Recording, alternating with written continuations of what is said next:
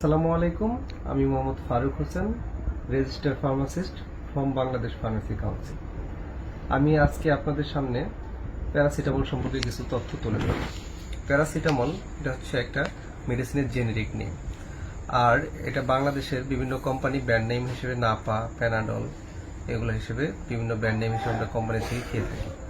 আর paracetamol আমাদের দৈনন্দিন জীবনে একটা অংশ হয়ে দাঁড়িয়েছে, যেমন মাথা ব্যথা, ফিভার, জ্বর অথবা আপনার যে কোনো ধরনের পায়ে ব্যথা, শরীর ব্যথা, এগুলোর জন্য আমরা প্যারাসিটামল খেয়ে থাকি। আমরা জানি না প্যারাসিটামলের সর্বোচ্চ এবং সর্বনিম্ন ডোজ কত, এবং প্যারাসিটামলের সাইড ইফেক্ট এবং অ্যাডভার্স ইফেক্ট কত। তাই আজ প্যারাসিটামলের অ্যাডভার্স ইফেক্ট সম্পর্কে আমি বলতে চাচ্ছি। এটা যদি আপনি লং টার্ম হায়ার ডোজে খেয়ে থাকেন তাহলে আপনার হ্যাপাটোটক্সিসিটি হতে পারে।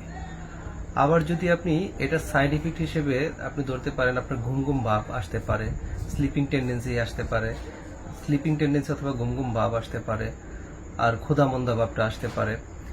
আর এটার সর্বোচ্চ ডোজ হচ্ছে আপনি 4 গ্রাম করে খেতে পারবেন, সর্বোচ্চ 4 গ্রাম করে দিনে খেতে পারবেন। এমনকি দৈনন্দিন জীবনের রেগুলার ডোজ হিসেবে আপনার জ্বর অথবা মাথা ব্যথা এগুলো থাকলে আপনি 500 থেকে 1000 mg দিনে 3 থেকে 4 বার পর্যন্ত খেতে পারবেন। Thank you. আসসালামু আলাইকুম।